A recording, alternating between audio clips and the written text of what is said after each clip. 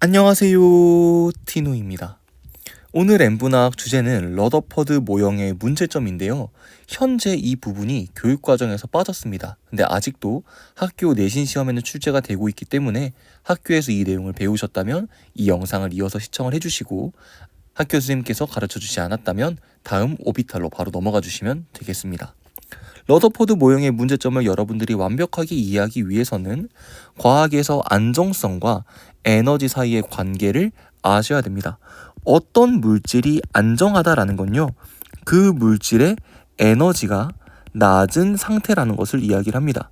예를 들어 원자에 있는 전자의 안정성을 이야기하고 싶다면 전자의 에너지를 보고 그 전자가 안정한 전자인지 불안정한 전자인지를 설명할 수 있다는 거예요. 안정한 전자는 에너지가 낮을 것이고, 반대로 불안정한 전자는 에너지가 어떻게 될 것이다? 높을 것이다. 이걸 여러분들이 자연스럽게 이야기하실 수 있어야 됩니다. 에너지가 높다, 불안정하다. 에너지가 낮다, 안정하다라는 거예요. 선생님이 방금 전자의 안정성에 대해서 이야기를 했잖아요. 그러면 전자는 언제 안정하고 언제 불안정한지를 여러분들이 아셔야겠죠. 전자의 안정성을 확인하려면 우리는 원자 모형을 일단 그려봐야 됩니다. 원자핵을 그리고 그 주변에 이렇게 전자가 궤도 운동하고 있는 것을 그려줄 수 있는데요. 이때 이 전자와 원자핵 사이의 인력에 의해서 둘이 결합을 하고 있는 상황이란 말이에요. 그래서 우리는 어떤 결론을 내려줄 수 있냐?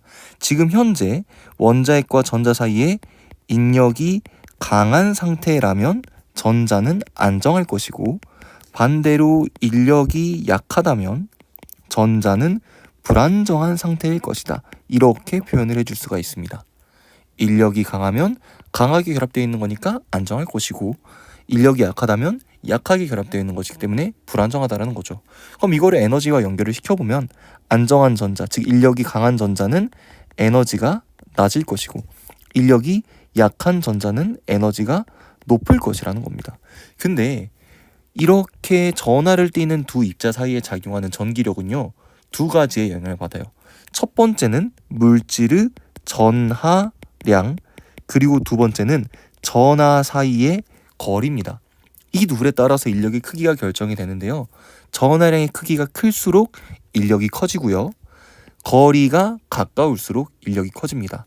근데 보통 한 원자라면 원자에게 플러스 전하량과 전자의 마이너스 전하량이 변하진 않는단 말이에요. 그럼 여기에서 전하량은 전기력에 영향을 주지 못하는 겁니다. 그러면 원자핵과 전자 사이의 거리에 따라서 전자에 작용하는 인력의 크기가 결정된다고 생각을 할 수 있겠네요. 즉, 원자에게 가까운 전자는 전기력이 큰 상황이에요. 그럼 안정한 에너지가 낮은 전자가 되는 거고요. 반대로 원자핵부터 멀리 있는 전자는 전기력이 약해지기 때문에 인력이 약할 것이고, 불안정한 에너지가 높은 전자가 된다는 거죠. 이 말 이해되시나요? 여기까지 이해가 되셨다면 우리가 방금 배운 내용을 응용해서 또 다른 이야기도 해볼 수가 있습니다. 예를 들어서 원자핵으로부터 가까이 있던 전자가 원자핵으로부터 멀어지기 위해서는 어떠한 에너지 변화가 나타나야 되느냐, 이걸 이야기를 할 수 있다는 거죠. 가까이 있는 전자는 인력이 강해서 안정한 상태예요. 근데 얘가 멀어진다는 거는 인력이 약해지는, 즉 불안정해지는 상태로 가려고 하는 거거든요. 그럼 에너지가 낮은 상태에서 에너지가 높은 상태가 돼야 됩니다. 그럼 결과적으로 전자의 에너지가 높아져야 되기 때문에 전자는 에너지를 흡수해야 이러한 변화를 일으킬 수 있습니다. 이해되시나요?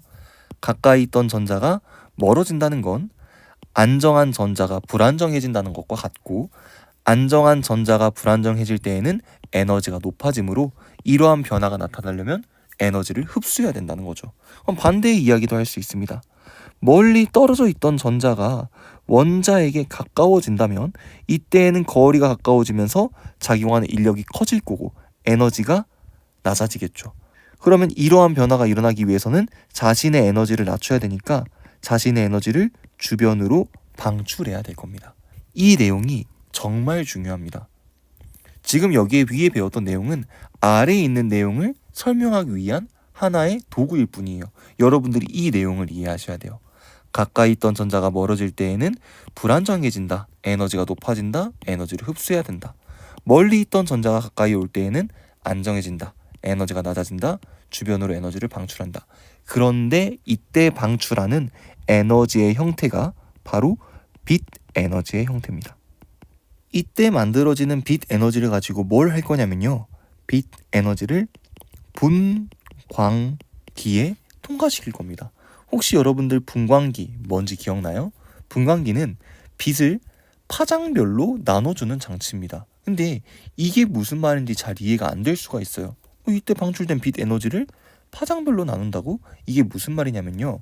여러분들이 현재 여기에 빈 화면을 보면 녹색으로 보일 거예요.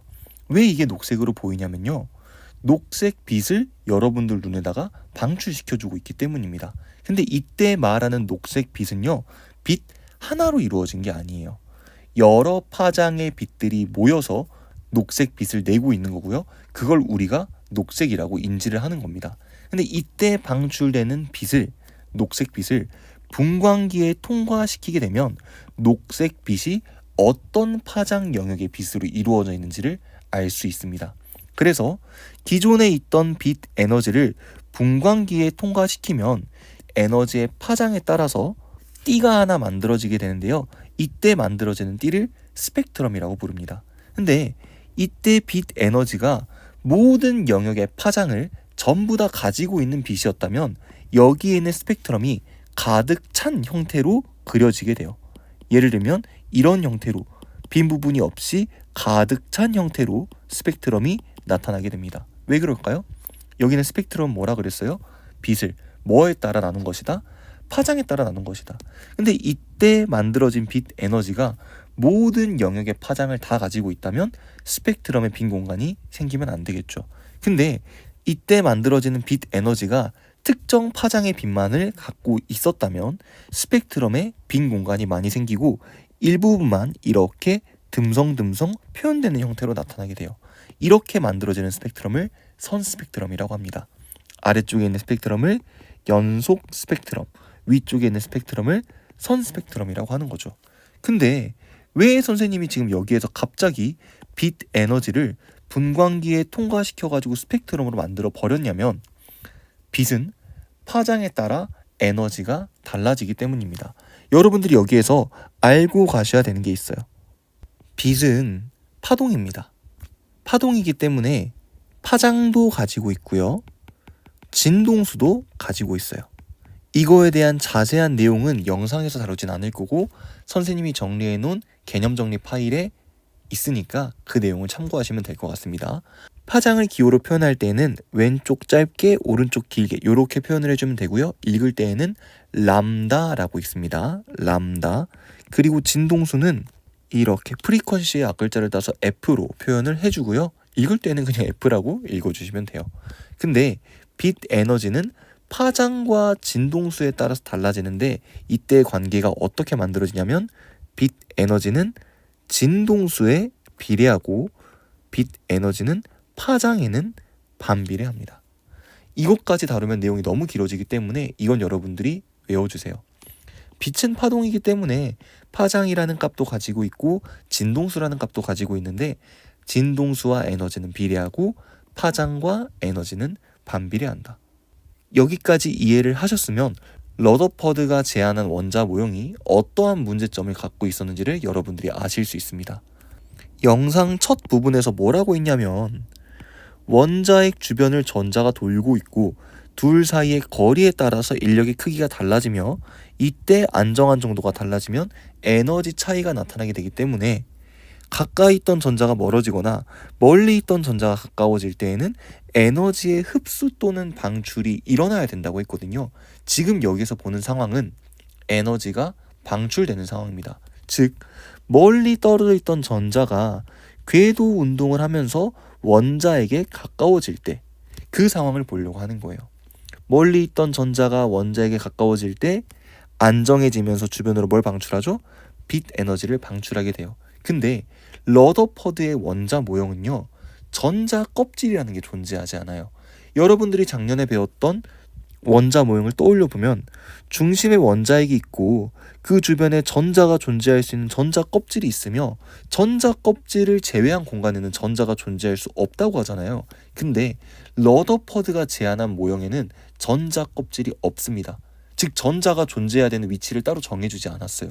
그러다 보니까 원자핵 주변의 모든 공간에 전자가 존재할 수 있었습니다. 이게 스펙트럼과 연관이 있어요. 생각해 봅시다. 멀리 있던 전자가 원자에게 가까이 오려고 하는데 여기 사이의 모든 공간에 위치할 수 있다면 가까워지는 정도가 엄청나게 다양하게 표현이 되겠죠. 그럼 그때 방출되는 빛 에너지의 종류도 다양해질 거고, 이때 방출되는 빛 에너지를 분광기를 통해서 관찰을 한다면 모든 영역에 파장이 다 포함되어 있을 거기 때문에 연속 스펙트럼의 모양으로 나타나야 됩니다. 이해되시나요? 전자가 움직일 수 있는 곳이 정해져 있는 게 아니라 모든 영역을 다 움직일 수 있기 때문에 전자가 움직이는 정도에 따라 방출되는 빛의 종류가 매우 다양할 것이고, 이걸 스펙트럼으로 관찰했을 때에는 여러 가지 파장을 다 가지고 있는 연속 스펙트럼의 모양으로 나타나야 된다는 거예요. 근데 실제로 실험을 해보잖아요. 연속 스펙트럼의 모양이 나오지 않습니다. 왜? 우린 배워서 알고 있잖아요. 전자는 어디에만 존재할 수 있기 때문에, 전자 껍질에만 존재할 수 있기 때문에 얘네들이 이동하면서 흡수하고 방출할 수 있는 에너지의 크기가 정해져 있습니다. 즉 연속 스펙트럼이 아니라 어떤 스펙트럼이 나타날 것이다? 선 스펙트럼이 나타날 것이다.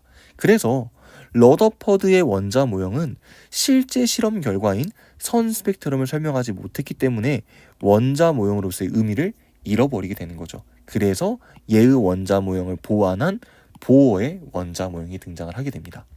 이 영상에서는요, 보어의 원자 모형을 우리가 왜 배워야 되는지, 보어의 원자 모형과 러더퍼드의 원자 모형의 차이가 무엇인지에 대한 이야기를 했는데요. 지금 영상 자체의 내용이 시험에